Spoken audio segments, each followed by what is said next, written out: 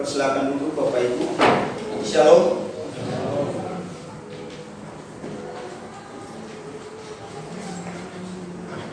Di pagi hari ini kita bersyukur kepada Tuhan. Tuhan sudah beranugerah kepada kita. Tuhan sudah memberikan waktu kepada kita untuk melakukan seluruh aktivitas kita selama 1 minggu ini.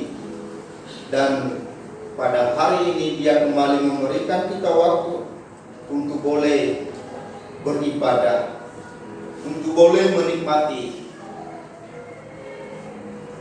ibadah bersama dengan saudara seiman kita. Baik Bapak Ibu, saya mengajak kita untuk membuka firman Tuhan yang terambil dalam 1 Korintus 1 Korintus pasal 12 ayat 1 sampai 11.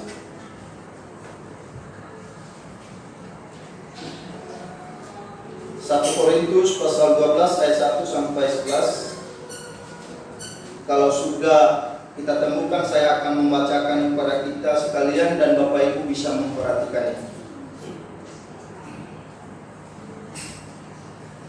Sekarang tentang karunia roh, aku mau saudara-saudara supaya kamu mengetahui kebenarannya.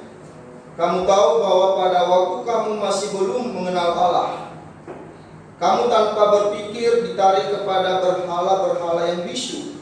Karena itu aku mau meyakinkan kamu bahwa tidak ada seorang pun yang berkata-kata oleh Roh Allah dapat berkata, terkutuklah Yesus.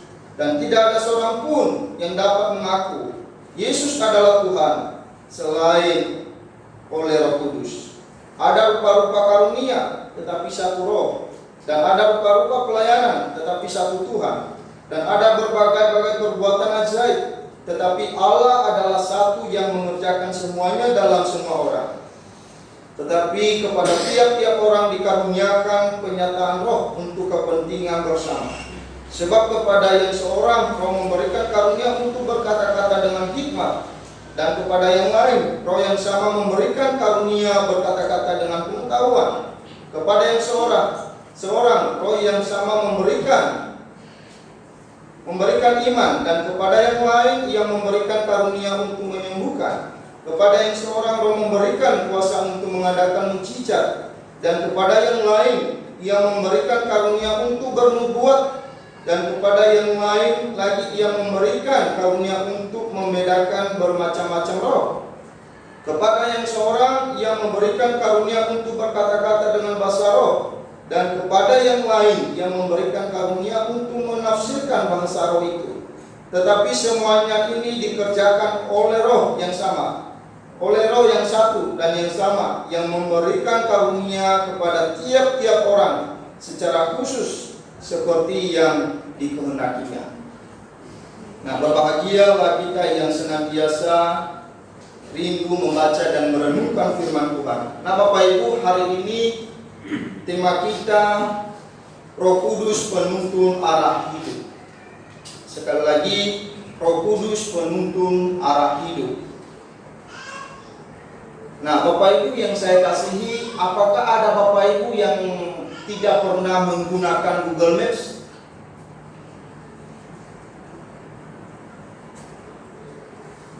Atau ada Bapak Ibu yang tidak mengerti apa itu Google Maps?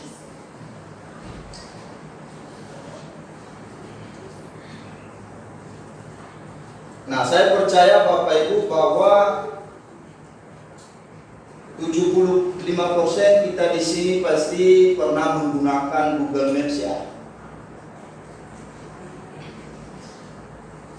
Nanti kalau Bapak ada di antara Bapak Ibu yang masih belum mengerti apa itu Google Maps, bisa ditanya sama Pak Setia di belakang. Nah, Bapak Ibu yang saya kasihi, Google Maps ini Bapak Ibu sangat penting bagi kita, apalagi bagi kita yang suka healing, suka jalan-jalan, ataupun suka kemana-mana dan sebagainya. Nah, Google Maps ini Bapak Ibu sangat membantu kita untuk mengetahui sebuah alamat yang belum pernah kita tuju, untuk mengetahui alamat yang belum pernah kita kunjungi. Nah, jadi Bapak Ibu, kalau Bapak Ibu belum pernah pergi ke tempat yang belum Bapak Ibu temui atau kunjungi, jadi jangan khawatir Bapak Ibu. Jadi ada Google Maps yang bisa membantu, ada Google Maps yang bisa menuntun. Kapan hari itu Bapak Ibu ketika saya cari loker untuk adik saya. Nah, biasanya di situ kan dicantumkan alamat perusahaannya gitu. Nah, jadi ketika saya mendapatkan loker itu Bapak Ibu, saya segera pergi ke alamat tersebut. Padahal saya belum pernah ke sana. Tetapi saya bisa sampai ke sana Bapak Ibu karena bantuan daripada Google Maps. Jadi Google Maps ini sangat membantu kita, mengarahkan kita, memimpin kita pada suatu alamat yang belum pernah kita kunjungi. Nah Bapak Ibu yang saya kasihi, jadi Google Maps ini adalah sarana yang kita gunakan untuk mengarahkan, untuk menuntun kita ke jalan yang belum pernah kita kunjungi. Namun kadang-kadang juga Google Maps ini Bapak Ibu menuntun kita ke alamat yang salah. Saya tidak tahu apakah Bapak Ibu pernah mengalami hal itu. Kalau saya pernah. Di Google Maps itu katanya sudah sampai di titik alamat itu, padahal masih jauh. Nah, jadi Google Maps ini Bapak Ibu kadang-kadang salah mengarahkan. Jadi jangan berharap kepada Google Maps bahwa Google Maps itu akan mengarahkan dengan sempurna, tidak. Nah, di pagi hari ini Bapak Ibu kita bisa belajar daripada pribadi yang sempurna, yang tidak pernah salah di dalam mengarahkan, yang tidak pernah salah di dalam memimpin, yaitu Allah Roh Kudus, pribadi ketiga dari Allah Tritunggal. Allah Bapa merencanakan visi-misi keselamatan bagi umat manusia, lalu Allah Anak menjalankan visi-misi keselamatan itu. Kemudian Allah Roh Kudus meneguhkan keselamatan itu di dalam hati orang percaya. Nah, jadi Bapak Ibu, pribadi ini memiliki peran masing-masing, tetapi setara. Jangan dianggap bahwa ada perbedaan. Allah Bapa lebih besar daripada Allah Anak, tidak. Allah Bapa, Allah Anak, Allah Roh Kudus itu setara. Nah, Bapak Ibu yang saya kasihi, di pagi hari ini kita akan membahas pribadi yang ketiga, yaitu Allah Roh Kudus. Nah, pertanyaannya bagi kita Bapak Ibu, seperti apa tuntunan Roh Kudus di dalam kehidupan kita? Nah, poin yang pertama yang perlu kita pelajari Bapak Ibu, yaitu Roh Kudus menuntun kita untuk menerima dan percaya kepada Yesus. Tadi di ayat ketiga itu kita bisa baca di sana, karena itu aku mau meyakinkan kamu bahwa tidak ada seorang pun yang berkata-kata oleh Roh Allah dapat berkata terkutuklah Yesus, dan tidak ada seorang pun yang dapat mengaku Yesus adalah Tuhan selain oleh Roh Kudus. Nah Bapak Ibu yang saya kasihi, menerima dan percaya kepada Yesus sebagai Tuhan dan Juru Selamat itu bukan sesuatu hal yang gampang Bapak Ibu. Bukan sesuatu hal yang mudah kita lakukan. Jangan kita pikir bahwa dengan gampang kita menerima Yesus yang lahir di kandang binatang. Jangan kita pikir bahwa dengan gampang kita menerima Yesus sebagai seorang anak tukang kayu. Jangan kita pikir bahwa gampang kita menerima Yesus yang sudah dihina, yang sudah diolok-olok. Jangan pikir bahwa kita gampang menerima Yesus yang disalibkan. Gampang kita menerima kematian dan kebangkitannya. Tidak Bapak Ibu, ini mustahil. Itulah sebabnya mengapa orang-orang Yahudi sampai saat ini secara khusus penganut Yudaisme masih belum menerima Yesus sebagai Mesias, masih belum mengakui, bahkan mereka sedang menunggu kedatangan Mesias dan menolak Yesus sebagai Mesias karena mereka menganggap bahwa Mesias yang akan datang itu tidak mungkin lahir di kandang binatang, tidak mungkin mati. Nah, Bapak Ibu yang saya kasihi, kalau hari ini Bapak Ibu menerima Yesus sebagai Tuhan dan Juru Selamat, itu karena pekerjaan Roh Kudus. Jadi jangan dianggap itu karena kehebatan saya bisa pilih, saya mau menerima atau tidak. Itu adalah dorongan daripada Allah Roh Kudus. Kalau Roh Kudus tidak mengerjakan di dalam hati kita, tidak mungkin kita menerimanya. Kita tidak mungkin menerima Yesus. Tidak mungkin kita menerima semua karya keselamatan yang telah dikerjakan oleh Kristus. Saya tidak tahu seperti apa latar belakang Bapak Ibu menerima Yesus sebagai Tuhan dan Juru Selamat. Apakah ada Bapak Ibu yang menerima Yesus sebagai Tuhan dan Juru Selamat lewat mimpi? Ataukah ada Bapak Ibu yang menerima Yesus sebagai Tuhan dan Juru Selamat melalui persoalan?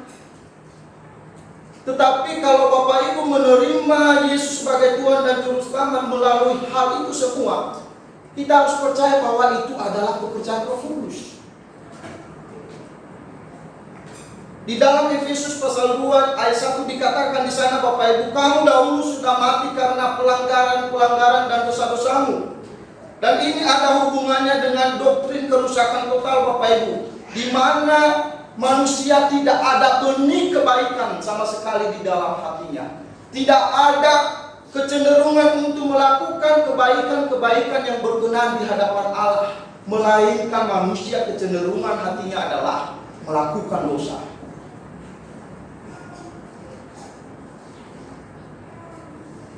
Dan kalau kita lihat di ayat yang kedua itu dikatakan di sana, Bapak Ibu, kamu tahu bahwa pada waktu kamu masih belum mengenal Allah, kamu tanpa berpikir ditarik kepada berhala-berhala yang bisu. Kadang-kadang kita anggap berhala-berhala yang bisu itu merupakan sesuatu yang baik yang perlu kita sembah.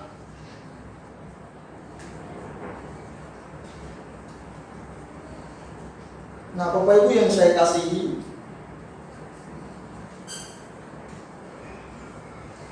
ketika Roh Kudus mencelikkan hati kita, baru kita sadar bahwa selama ini saya telah menyembah berhala-berhala yang sama sekali tidak dapat menolong saya. Nah, Bapak Ibu yang saya kasihi, ketika kita sudah jatuh di dalam dosa, manusia sudah kehilangan kemuliaan Allah. Manusia sudah tidak lagi mencari Allah. Dan ini terbukti, Bapak Ibu, ketika Adam dan Hawa jatuh di dalam dosa. Apakah mereka mau mencari Allah? Tentunya tidak. Justru mereka bersembunyi di hadapan Allah. Rasul Paulus mengklaim kita sebagai orang-orang yang telah mati secara rohani. Atau istilah lain, Bapak Ibu, kita ini adalah mayat-mayat rohani yang tidak bisa melakukan apa-apa yang berkenan di hadapan Tuhan. Lalu kemudian Tuhan beranugerah kepada kita. Ia memberikan kita Roh Kudus yang menghidupkan kerohanian kita kembali, sehingga kita dapat percaya kepada Yesus sebagai Tuhan dan Juru Selamat. Ini adalah anugerah khusus, Bapak Ibu, yang diberikan Allah kepada kita. Tidak semua orang menerima hal ini. Tidak semua orang menerima anugerah khusus, melainkan mereka yang sudah dipilih dan ditentukan untuk diselamatkan, termasuk saya dan Bapak Ibu sekalian. Nah, jadi kita ini adalah orang-orang pilihan, orang-orang yang sudah ditentukan untuk diselamatkan, orang-orang yang sudah menerima anugerah khusus.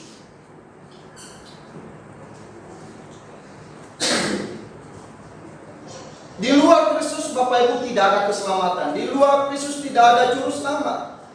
Keyakinan kita akan keselamatan yang dikerjakan oleh Kristus adalah harta yang paling berharga, kekayaan abadi. Roh Kudus mengikat kita kepada Kristus supaya kita dapat menikmati semua harta yang bernilai kekal itu, semua harta yang abadi. Dan ini tidak dinikmati oleh semua orang, Bapak. Mungkin di luar sana banyak orang yang begitu menikmati harta kekayaan yang berlimpah-limpah, tetapi anugerah keselamatan tidak semua orang nikmati, kecuali saya dan Bapak Ibu yang sudah percaya kepada Yesus sebagai Tuhan dan Juru Selamat.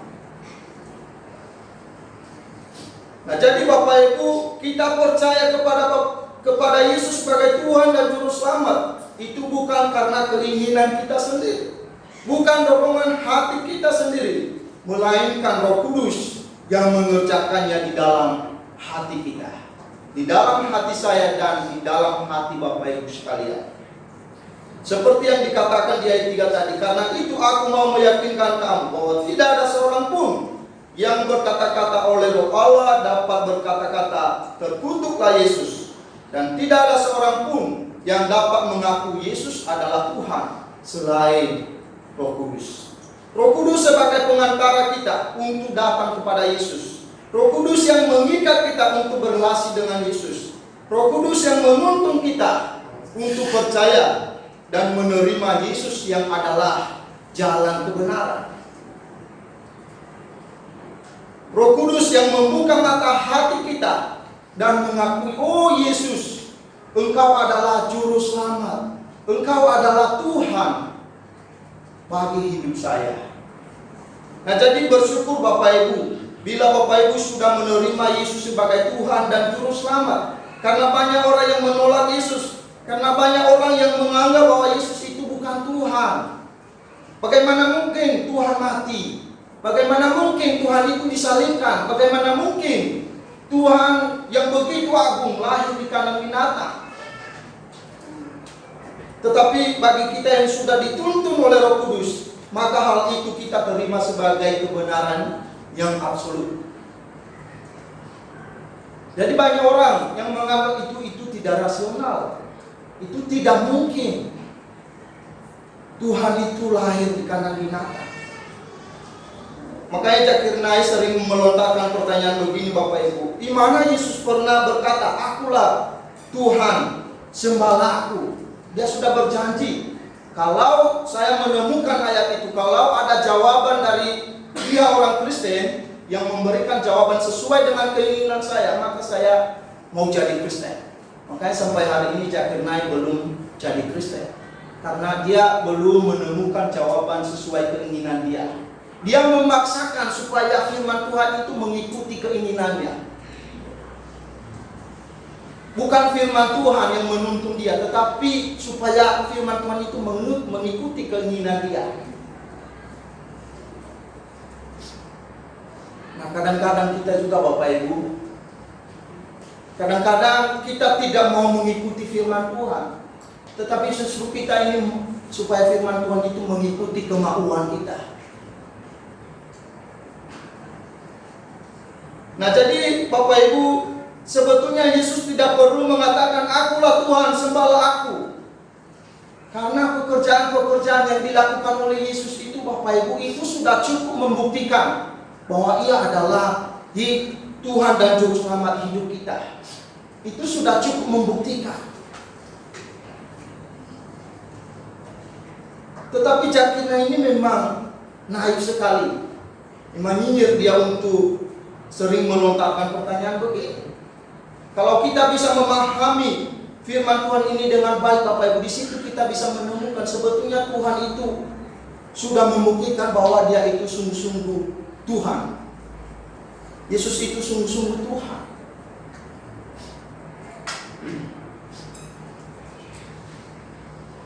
Nah, jadi Bapak Ibu yang saya kasihi, jadi sekali lagi saya katakan bahwa Yesus itu tidak perlu mengakui dia sebagai Tuhan, karena pekerjaan-pekerjaan yang dilakukannya itu sudah cukup membuktikan bahwa dia adalah Tuhan yang layak disembah. Makanya bagi orang-orang yang belum percaya kepada Yesus dan menerimanya sebagai Tuhan dan Juru Selamat, maka berlaku istilah yang saya katakan tadi bahwa mayat-mayat rohani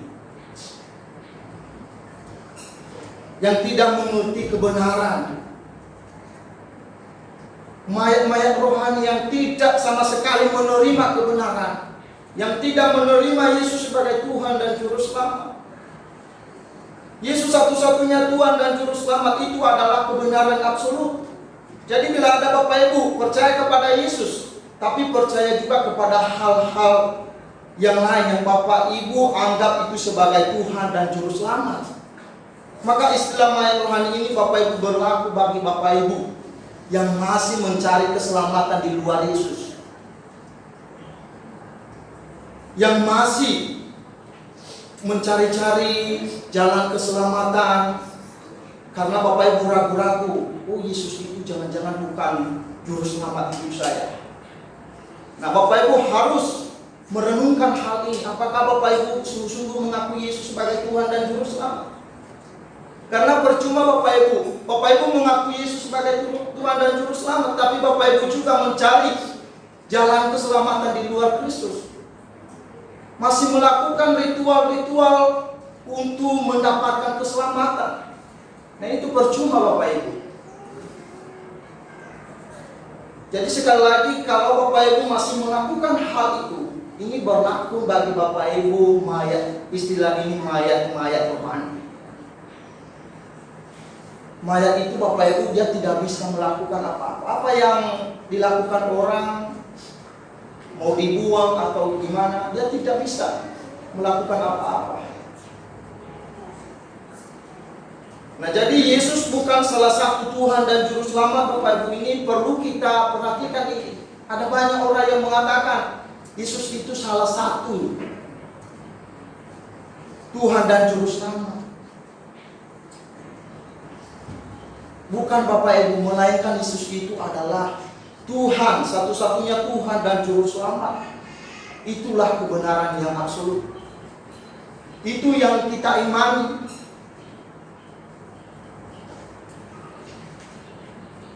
Nah, jadi Bapak Ibu, kita bersyukur hari ini kalau kita sungguh-sungguh menerima Yesus sebagai Tuhan dan Juru Selamat hidup kita. Itu adalah tuntunan Roh Kudus, pekerjaan Roh Kudus yang menuntun kita untuk menerima Dia sebagai Tuhan dan Juru Selamat. Lalu yang kedua Bapak Ibu, Roh Kudus menuntun kita untuk melakukan kehendak Tuhan. Bapak Ibu yang saya kasihi, Roh Kudus tidak hanya menuntun kita untuk mengenal dan percaya kepada Yesus, melainkan Roh Kudus yang sama menuntun kita juga untuk melakukan kehendaknya. Apa kehendaknya di dalam hidup kita Bapak Ibu? Yaitu menceritakan keagungannya, menceritakan keajaibannya kepada orang lain.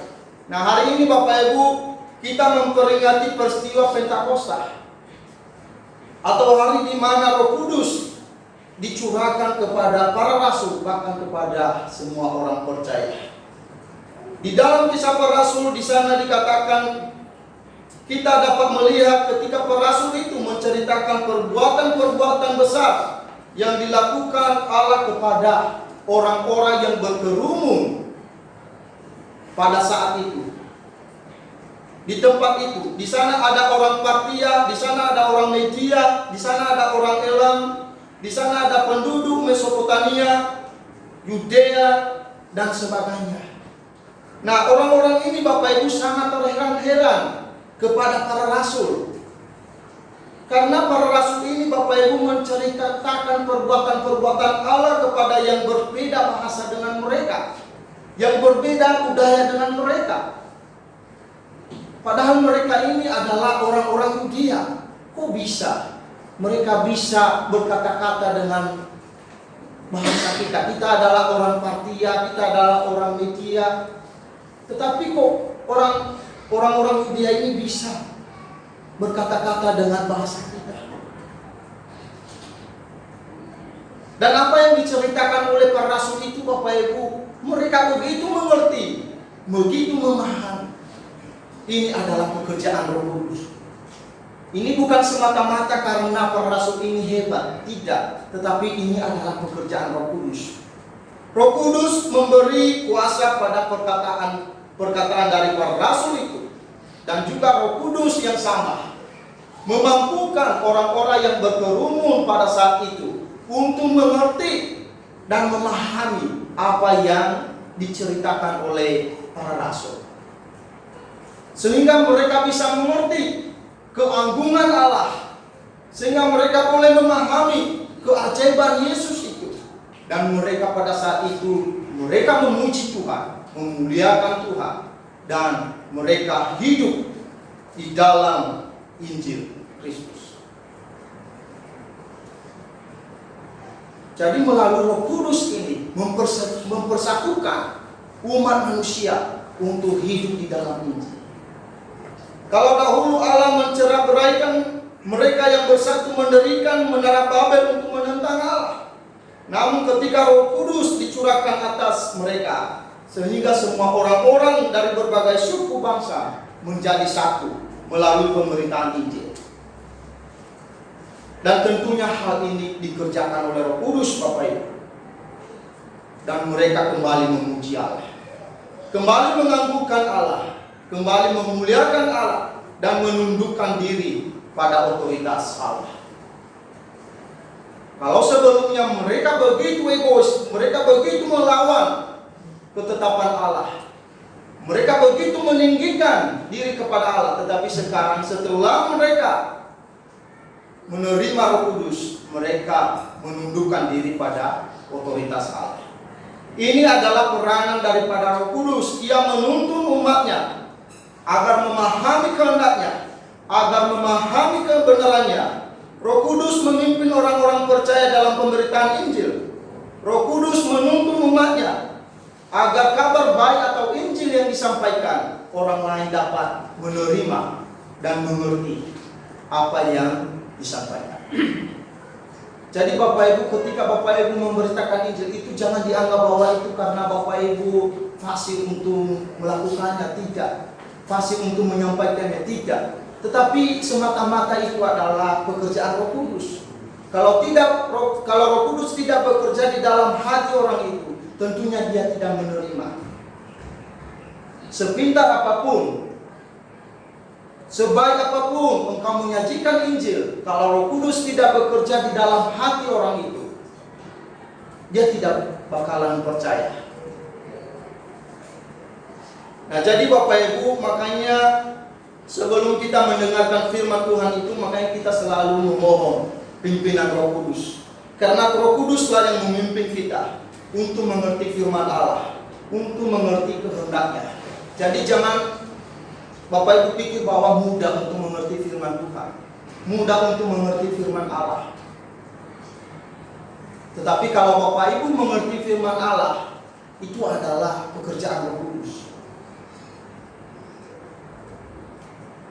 Makanya kalau Bapak Ibu mau membaca firman Tuhan, berdoa terlebih dahulu, supaya ketika kita membaca firman Tuhan, kita bisa mengerti dan memahami apa yang Tuhan kehendaki di dalam kehidupan kita. Tetapi banyak orang Kristen yang sembarang membaca Alkitab, kayak membaca buku dongeng, kayak membaca buku sembarangan.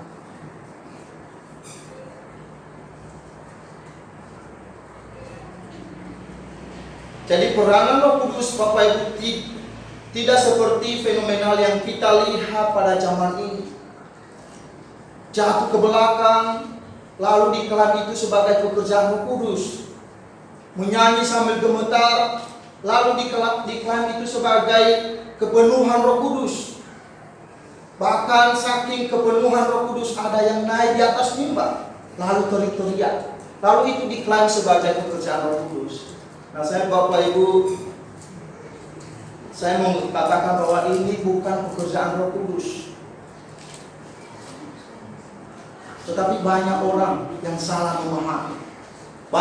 Banyak orang yang salah mengerti apa peranan Roh Kudus itu.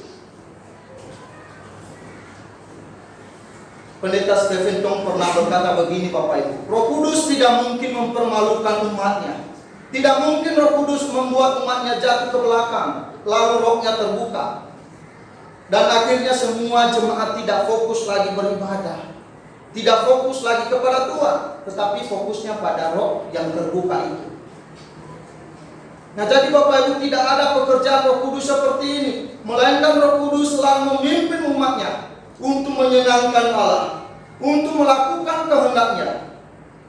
Jadi seluruh karunia-karunia yang kita punya itu Bapak Ibu, hendaknya itu dipimpin oleh Roh Kudus.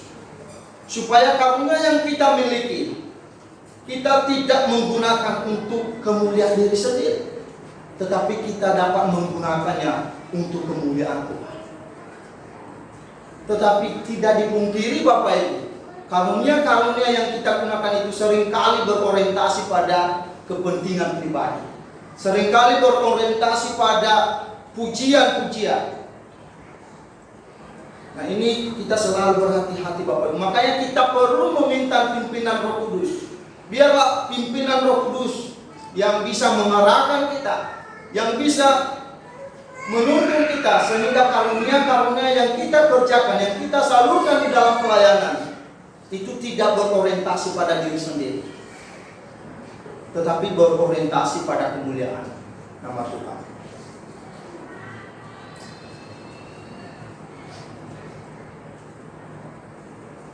Nah Bapak Ibu yang saya kasihi, tetapi ada persoalan yang seringkali kendala di dalam kehidupan orang Kristen. Ada orang Kristen yang memiliki karunia untuk melakukan pelayanan, tetapi kebanyakan malas untuk mengerjakannya. Ada orang Kristen yang begitu pintar, yang begitu mahir, yang pengetahuannya mengenai firman Tuhan, tetapi malas untuk menyampaikan firman Tuhan. Nah, itulah sebabnya Bapak Ibu, kita perlu pimpinan Roh Kudus. Biarlah semua karunia-karunia yang kita miliki, Roh Kudus dapat memimpin kita untuk melakukannya demi kemuliaan Tuhan. Ada orang yang mempunyai karunia di dalam melayani Tuhan, tetapi seringkali dia melakukan dengan penuh kesombongan. Nah, jadi ini bukan lagi untuk memuliakan Tuhan, tetapi kembali kepada diri sendiri, untuk kemuliaan sendiri, untuk kepentingan diri sendiri. Nah, sekali lagi saya katakan Bapak Ibu, ini kita perlu meminta pimpinan Roh Kudus, agar kesombongan, kemalasan disingkirkan dan tidak menghalangi kita untuk menyalurkan karunia itu untuk kemuliaan Tuhan. Sebab pelayanan-pelayanan yang kita lakukan Bapak Ibu dengan motivasi yang salah, dengan tujuan yang salah, maka itu nilainya nol di hadapan Tuhan Bapak Ibu. Meskipun engkau fasih di dalam memberitakan firman Tuhan, meskipun engkau pintar main musik, meskipun engkau pintar memimpin pujian, tetapi kalau motivasimu bukan untuk Tuhan, maka nilainya sangat nol di hadapan Tuhan. Lalu kemudian Bapak Ibu, poin yang ketiga yang perlu kita pelajari, yaitu Roh Kudus menuntun kita untuk tetap di dalam iman. Nah Bapak Ibu yang saya kasihi, Roh Kudus tidak hanya menuntun kita untuk melakukan kehendak Tuhan, melainkan Roh Kudus juga yang menyertai kita, menolong kita di dalam melewati berbagai persoalan. Tadi di sabda pembukaan di sana dikatakan, Yesus berkata kepada murid-muridnya, "Aku akan minta kepada Bapa, dan Dia akan memberikan kepadamu seorang penolong yang lain, supaya Ia menyertai kamu selama-lamanya." Nah Bapak Ibu yang saya kasih, penolong yang lain yang dimaksud Yesus adalah Parakletos atau Roh Kudus. Nah Bapak Ibu yang saya kasih, hal yang tidak dipungkiri terjadi di dalam kehidupan orang Kristen adalah penganiayaan. Bahkan kalau kita lihat di berita, ada penganiayaan secara global Bapak Ibu. Dan hal ini sudah pernah terjadi di 50 negara, di mana orang Kristen disiksa, dibunuh, dan lain sebagainya. Bahkan pernah saya lihat sebuah cuplikan video Bapak Ibu di mana orang Kristen dibakar hidup-hidup. Nah pertanyaannya, mengapa orang Kristen rela menanggung semuanya itu? Mengapa orang Kristen rela dibakar hidup-hidup? Nah alasannya Bapak Ibu, karena ada Parakletos atau Roh Kudus yang mengingatkan mereka bahwa penderitaan yang mereka alami tidak dapat dibandingkan dengan kemuliaan yang akan dinyatakan kepada kita. Jadi Roh Kudus yang mengerjakan di dalam hati kita, Roh Kudus yang meneguhkan iman kita, sehingga kita tetap kokoh di dalam iman. Kita tetap berdiri di dalam iman. Makanya kita perlu koreksi diri kita Bapak Ibu. Kalau hanya sesedikit ada masalah, lalu kita udah mulai mundur. Kalau sedikit ada masalah gesekan dengan sesama kita, maka kita sudah mulai malas di dalam pelayanan. Sesedikit ada masalah, maka kita sudah mulai tidak beribadah lagi. Nah, ini perlu kita koreksi Bapak Ibu. Itulah peranan Roh Kudus di dalam kehidupan kita, mengokohkan di dalam hati kita akan janji-janji Allah, perkataan-perkataan Allah. Siapa yang rela dianiaya, siapa yang rela dibakar hidup-hidup, siapa yang rela dimaki-maki, siapa yang rela dipenjara, mustahil Bapak Ibu. Orang Kristen mampu menghadapi itu karena Roh Kudus, karena pekerjaan Roh Kudus. Kalau Roh Kudus tidak menuntun, tidak menyertai dan tidak menjaga, mustahil orang Kristen tetap terpelihara imannya. Kalau Roh Kudus tidak memimpin Bapak Ibu yang sudah hadir pada saat ini, mustahil Bapak Ibu bisa beribadah pada hari ini.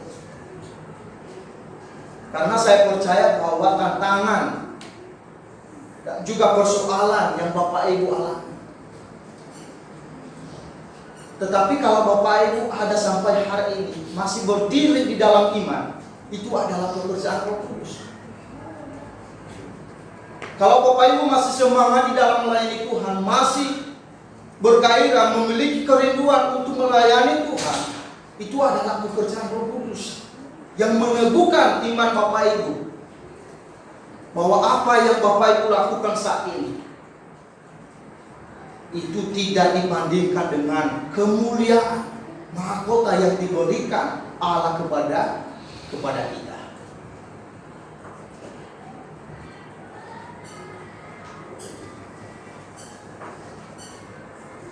Nah Bapak Ibu yang saya kasihi di dalam nama Tuhan kita Yesus Kristus, sekali lagi saya katakan kita perlu mengoreksi diri kita. Apakah Roh Kudus sudah memimpin kita? Karena kalau Roh Kudus sudah memimpin kita, apapun gesekan, apapun masalah, itu kita tidak membawa-bawa di dalam pelayanan. Kita tidak mengaitkan dengan pelayanan. Nah, jadi perlu kita mengoreksi diri kita.